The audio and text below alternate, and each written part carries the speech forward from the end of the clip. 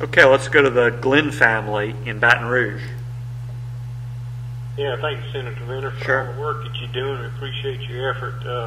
Most of my questions have been answered about the sequester. I'd just like to point out something. A while ago about what you said about Harry Reid there's no teeth in the law with regard to passing the budget. Yeah. Because there's no penalty for not passing the budget. Right. How do we expect to really pass a budget with the Democratic-controlled Senate when there's nothing in the law that will hold their feet to the fire? And according to my calculations, the sequester is only, like you said, 2.4% of the overall budget. And you know how long it's going to take to pay that off? If all we're going to save is $85 billion a year, Right. it's going to take 185 years. That's 4 generations of Americans. Right. It just seems like we continue to just shoot ourselves in the foot over and over again. Right. Because there's no consequences for people's actions. Right. And it mainly lies with the Congress of the United States, Right. which you're a part of. Right.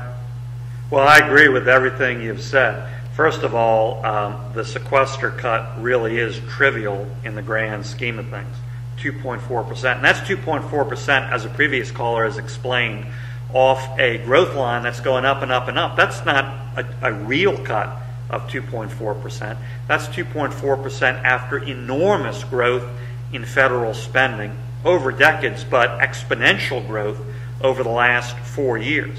So we need to go a lot further. We need to do a lot more. And I've voted to go a lot further, and I'll keep fighting to do a lot more. To go to your specific question, how do we make the Senate act on a budget?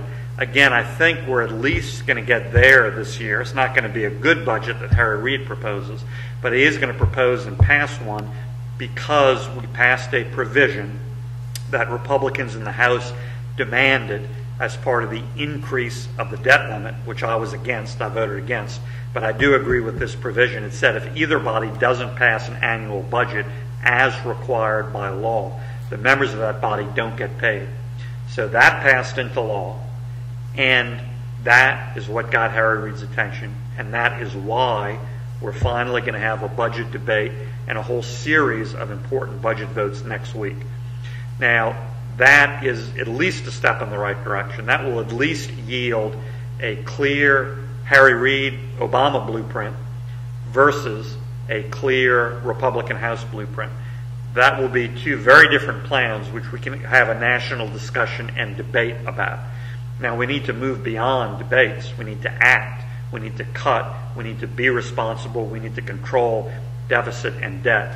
But at least I think that's a step in the right direction.